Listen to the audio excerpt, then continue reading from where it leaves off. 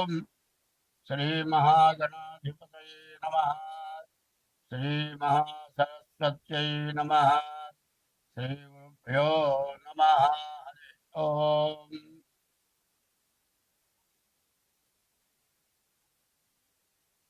వందే శంభుమాపతిం సురగురుం వందే జగత్కారణం వందే పన్నగభూషణం మృగధరం వందే పశూనాం పతిం వందే శౌర్యశశాంకవక్నినయనం వందే ముకుందప్రియం వందే భక్తజనాశ్రయం చ వరదం వందే శివం శంకరం. అసలైన విషయం చెప్పుకోవాలి. విష్ణుమూర్తి ఏమో సర్పం మీద పడుకున్నాడు. శివుడేమో సర్పాన్ని ఒక ఆభరణంగా ధరించాడు. మరి బ్రహ్మ విష్ణు మహేశ్వరులు దేవతలు వాళ్ళు సర్పాన్ని ఎంత గౌరవించారు.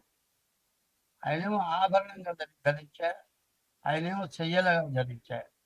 మరి ఆ సర్పానికి ఎంత విలువ ఉంటే వాళ్ళు ఎట్లా చేశారు.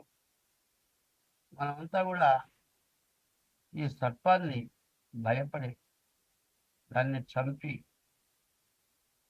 దానివల్ల కాలచప్ప దోషాలు, కుజ దోషాలు ఇటువంటివి వచ్చి మనం అందరం బాధపడుతున్నాం. సర్పాన్ని చూస్తే మనకు భయం ఎక్కువ. ఎందుకంటే బ్రాహ్మణానం అనేకత్వం, బ్రాహ్మణులకి ఏకత్వం లేదు, చాలా పద్ధతిలో ఉంటారు. సర్పానామతి నిత్యయోహో, సర్పాలు 23 గంటలు నిద్రపోతాయి. 1 గంటలో వచ్చి ఆహారం ఎత్తుకొని తిని వెళ్ళి పడుకోవాలి. ఈ లోపల ఎవరినో అడ్డం వచ్చామనుకో పక్కకి తప్పించుకొని వెళ్ళిపోవటానికే చూస్తాయి. కానీ మనం ఏదైనా కొడదామనే పరిస్థితి వస్తే అప్పుడు కాటేస్తాయి. సర్పం స్వయంగా ఒకరిని కాటేయాలి, చంపాలనే ఉద్దేశం సర్పానికి ఎప్పుడూ లేదు.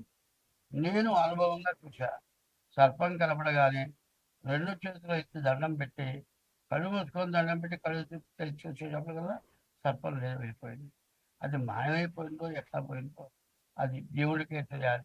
అంటే దాని దగ్గర మాయమైపోయే శక్తి కూడా ఉన్నదేమో అనుకుంటా. నాకు 2-3 సార్లు అట్లా జరిగింది. మరి ఆ సర్పం దేవతల సర్పాలు. సర్పాలు దేవుడి దగ్గర ఎప్పుడు ఉంటాయి. ఎవరైనా సరే పుణ్యం సంపాదించుకుంటే నీలో ఐక్యం చేసుకో, లేకపోతే నీ దగ్గర ఉండి నిన్ను పూజించేట్టుగా చేసుకో అని కోరుకుంటారు.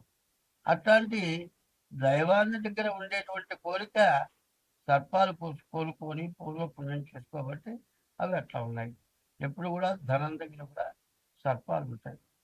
దేవుడికి ఒక ధనం పెట్టామనుకోండి, ఆ ధనం దగ్గర సర్పం ఉంటుంది. అట్లాగే ఎవరైనా డబ్బులు దాచిపెట్టారనుకోండి, ఒకప్పుడు బ్యాంకులు లేవు, దొంగలు వచ్చి దోచుకుపోయేవాళ్ళు, భూమిలో పాత పెట్టేవాళ్ళు. అటువంటి ధనం భూమిలో ఉన్న ధనం దగ్గర కూడా బాగుంటుంది. ఎవరైతే దాని అధికారులో దాన్ని తినేవాళ్ళో వాళ్ళు వచ్చి తీస్తే కానీ పక్కన తప్పుకోదు. ఇది నరసరావుపేటలో మా తాతగారి టైంలో జరిగింది. ఒక పెద్ద గంగాళ నిండా బంగారపు కాసులు ఉన్నాయి. కాసులుంటే అప్పుడే 3 తరాలు అయిందిట. ఎవరు అక్కడి బంగారం బస్సును పాములు వేస్తుంది.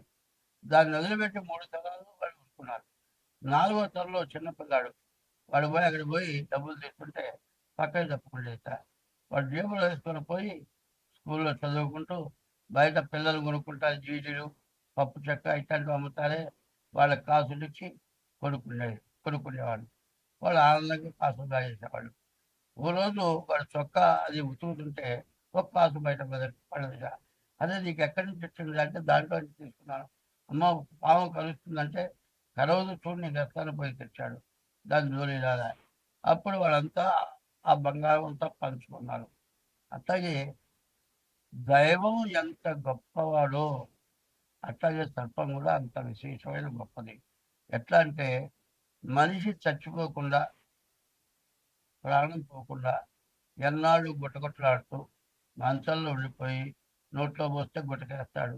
ఇది కూడా మంచంలో వస్తుంటాడు.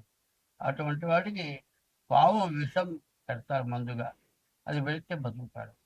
అట్లా చాలా జరుగుతున్నాయి. ఇప్పుడు చూడండి, ఎయిడ్స్ వ్యాధికి వచ్చేప్పటికల్లా పాము విషమే ఎయిడ్స్ వ్యాధికి వాడుతున్నారు. ఇది కూడా కాకుండా ఈ తేలు మందు, కొన్ని వ్యాధులు వచ్చినాయి, ఏది కుష్ఠరోగం లాంటి వ్యాధులు, అటువంటి వాటికి తేలు మందు వాడుతున్నారు.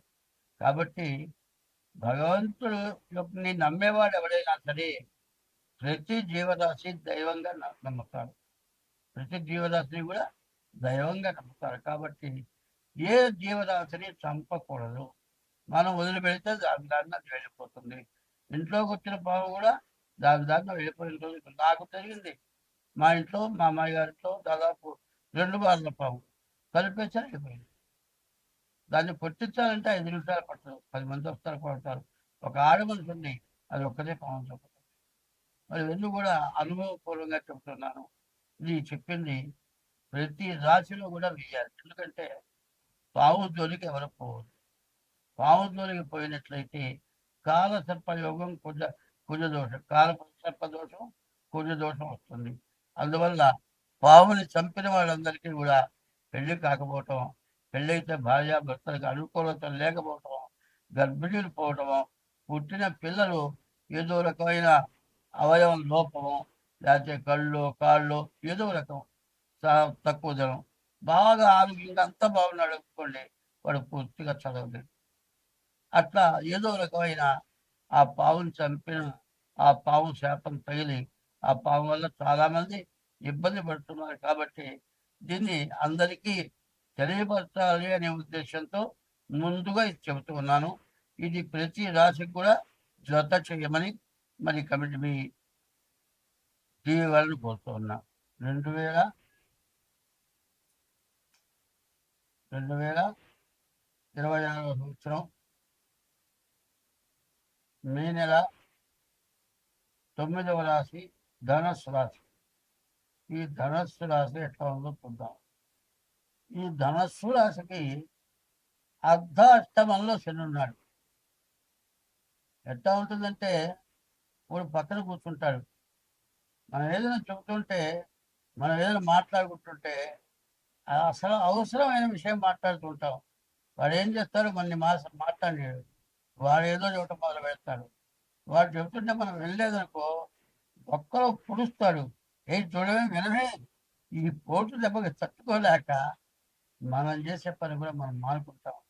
అట్లాంటి ఆయన తాతయ్య ఆ పుడితే ఒక్కలో ప్రాణం పోతుంది. అంత ఆయన వాళ్ళు అనుకుంటేది వినాలి. మనం వాళ్ళు చెప్పేదే మనం వినాలి. మన ఇష్టం ప్రకారం మనం చేయకూడదు. అట్లాంటి మనస్తత్వాలు కొంతమందికి ఉంటాయి. అందువల్ల ఈ రాశి వాళ్ళకి శని పూర్తిగా బాగాలేదు. ఈ శని వల్ల అర్ధాష్టమ శని ప్రాణకంటకుడు, ప్రాణం తీసినంత పనిచేస్తాడు. రవి బుధులు ఇద్దరు కలిసి ఉన్నారు. రవి బుధులు కలవడం చాలా కష్టం, చాలా గొప్ప.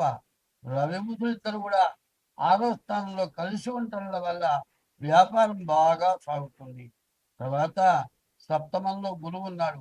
గురువు వల్ల విద్య, ఉద్యోగం, విదేశీయానం అన్నీ జరుగుతాయి. మరి 3వ రాహు ఉన్నాడు. డబ్బులు బాగా వస్తాయి. ఈ డబ్బులు మొత్తం పనికి రాకుండా ఏం లేదు, ఒక పెద్ద గడ్డివాము ఉందండి, చిన్న అగ్గిపుల్ల గిట్టుగా పడేస్తే ఈ గడ్డివాము కాదు, ఊళ్ళో కూడా కొంపలు కూడా తగిలిపోతాయి. అట్లాంటి శనివాడ ఈ రాశి వాళ్ళకి అంత మనిషిని పాడు చేసే శని అర్ధాష్టమంలో ఉన్నారు. ప్రాణ కంటకులు అంటారు. మరి గోచారరీత్యా అంతా బాగుంది. శని వల్ల చాలా ఇబ్బంది ఉంది. తర్వాత రాహుకేతుల మధ్యలో గ్రహాలు పడ్డాయి. కాల సర్ప దోషం ఉంది, కుజ దోషం ఉంది. కాబట్టి ఆదాయం బాగుంది, వివాహం అవుతుంది, విద్య ఉంది, ఉద్యోగం వస్తుంది. ఇన్నిటికీ కూడా చాలా నష్టపడే పరిస్థితి ఉంది. కాబట్టి జాగ్రత్త పడాలి. డేట్ ఆఫ్ బర్త్ ద్వారా మీరు జాతకం చూపించుకోవడం చాలా అవసరం. ఈ రాశి వాడు తప్పనిసరిగా, ఈ 12 రాశుల్లో ఈ రాశి వాడు తప్పనిసరిగా జాతకం చూపించుకోవడం చాలా అవసరం. పైన ఇంకోటి ఏంటంటే, తల్లిదండ్రులు ఏదో పేరు పెడతారు, తాత పేరు, దేవుడి పేరు పెడతారు. పిల్లలు పుట్టక గర్భిణీలు పోగా గర్భిణీ రంగానే ఈసారి పిల్లలు పుడితే వెంకటేశ్వర స్వామి పేరు పెడతా ఉంటారు. వాడు పుట్టే నక్షత్రం ఒకటి, పేరే ఇంకోటి. నాది వెంకటేశ్వరరావయ్య. వెంకటేశ్వరరావుతో వృషభ రాశి. ఈయన మరి మకర నక్షత్రం కుంభరాశిలో పుట్టాడు. ఇట్లా ఉంటుంది. మగ వస్త్ర అప్పాలస్తం సింహరాశిలో పుట్టాడు. మరి జాతక రీత్యా చూస్తుందా, పిలిచే పేరుని బట్టి నా రాశి అనుకుంటున్నాను. అది కాదు, మీ డేట్ ఆఫ్ బర్త్ ద్వారా రాశి చూడాలి. రాశితో 25 సంవత్సరం జరుగుతుంది, లగ్నంతో 75 సంవత్సరం జరుగుతుంది. రాశి చక్రం తర్వాత మరి గ్రహ చక్రం, ఈ రెండు చూస్తేనే కానీ మీకు మంచి జరుగుతుంది. స్వస్తి.